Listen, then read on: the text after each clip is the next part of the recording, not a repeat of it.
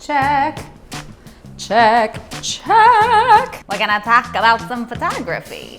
Because what they don't tell you is that you're gonna get a camera and then you're gonna need a microphone and then you've got a YouTube channel. It's awkward because I've got the microphone sitting on my lap.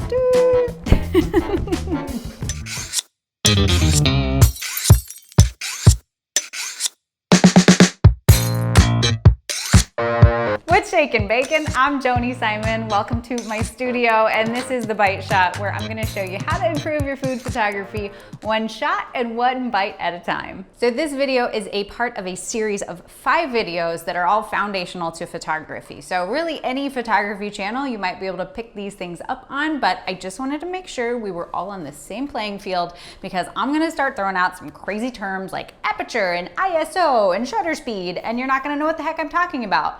Although if you already know what the heck I'm talking about, then just skip this entire series altogether and we'll jump into the rest of the food and the fancy and the fun. But for those of you who have not been shooting in manual, this right here, this is the game changer. My photography improved drastically when I started shooting in manual because I finally had control over my images. I mean, there's still a lot that goes into creating those images, but as long as you know how to control your camera and adjust the settings, suddenly the whole world opens up to you. So this particular video, the very first thing I usually set when I jump into the studio, I'm gonna take a shot, what I always set first is my aperture. This may not be the process for everybody. This is just my process and I'm showing you how I do it. So, and 2, this video is of course for those of you who own a DSLR camera, a mirrorless camera, some sort of camera that you can put into a manual setting because we wanna be able to manipulate the various settings of the camera, right? So if you've just got a little point and shoot, that's great and you'll take awesome images and you can watch other tutorials about composition and color and styling and things like that. But if you wanna be in control of your camera, you go ahead and put that in manual mode. Manual. And of course, every camera is different. So where manual is on your camera, you're just gonna have to spend some time with it. Go get online, find the manuals, know your own camera. And I'm gonna tell you too, that it's gonna take a lot of time for you to adapt to these settings, where they are, how to change them, and that's totally normal. You have to push through the discomfort of not knowing what button does what. But I promise, you shoot enough images, you spend enough time with this baby, and suddenly you're just gonna be flying through, you know, where everything is, and bam, bam, bam, bam, bam. Thank you, ma'am. You will be in control, which I love control. I need ultimate control. So then once it's in manual, you're gonna look for the aperture. This is what I always set first. So what is aperture? Well, there's a lot of technical that goes into what it is, but ultimately, when people see different images, they understand aperture in how clear is everything in the image, or do you have some sort of fuzzed out, blurry sort of effect because you have a narrow depth of field or a wide depth of field, right? So aperture, depth of field. Now, when we're looking at the numbers, so a lot of this will depend on what kind of lens you're shooting with. So this lens right here goes down to 1.8, so that is a very low aperture. And when we think low, we think skinny, right? So very thin depth of field. 1.8, very razor thin depth of field. So a lot is gonna be blurred out except for that one solitary thing that you have in focus. That's gonna be in focus, everything else is gonna be blurred out.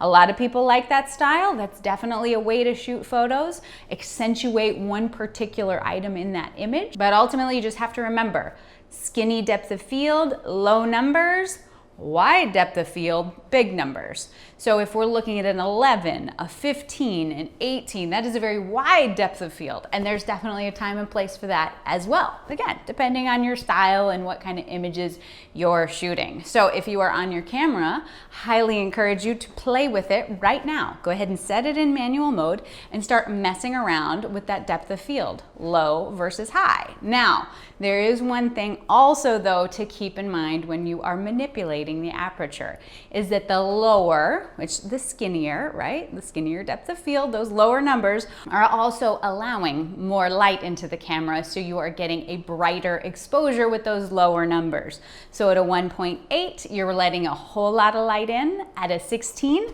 not a lot of light. Now, We can then of course adjust those based on the other adjustments, which of course are the next videos, and you're gonna have to stay tuned. So for example, I have this little setup going here with this pie, and you can see the difference of the aperture, right? So in this image, I am taking this at 1.8. That pie is in super sharp focus. Everything else is very blurred. You can see that's a very narrow depth of focus, thus the 1.8. Now I bump that up to a 5, and suddenly you can see a bit more detail in the periphery of that pie. So we're seeing a lot more detail, right? So a wider depth of field. And then if I bump it up to 16, then we've got a super wide depth of field, right? We are seeing nearly everything in focus. There's not a lot of blur going on. This is super effective, especially when you're doing overhead shots, which that's another video another time, so stay tuned to this channel, subscribe so you don't miss that one. But when you're doing an overhead shot, you want to see more of a wide depth of field. So a higher number on your aperture scale is going to be super effective. But if you stick around here for any length of time, what I'm going to tell you is that your style is your own. So if you like a wide depth of field, you rock it out, baby. If you don't like a wide depth of field and you really like it super narrow and fuzzy, rock on too. But it's all about exploring your own personal taste, your own personal style.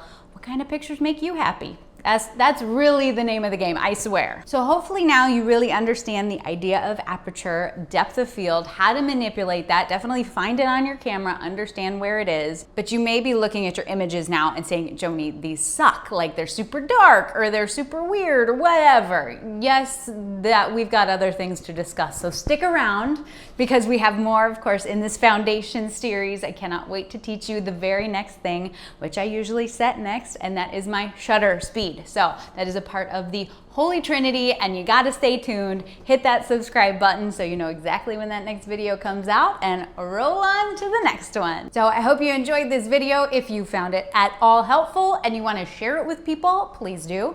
And if you wanna give it a thumbs up, I'm certainly not gonna hate that, and give it the little thumbs up. Thank you again for stopping by. I hope you're having fun in your food photography extravaganza. If you have food photos that you want to share with me, you want me to see, post them over to Instagram and tag me. I'm at The Bite Shot. I would love to see what you're working on. And certainly if you need any feedback or questions or anything, just holler at me. I love questions and I love answering them. So you stay out of trouble. I'll see you again real soon. All right, bye. Do I even still know how to work this thing? I rarely use this camera. I am usually. Is it even charged? Yes, it's charged. It's got no card in it though. I like this camera. I don't know why I don't use this camera more often. Sorry, Sony. Do I put my arm up here? Do I put my arm down? Arm up? I'm gonna cut off the circulation if it's up here. I'm just gonna do it. It looks natural. It looks more natural than the camera.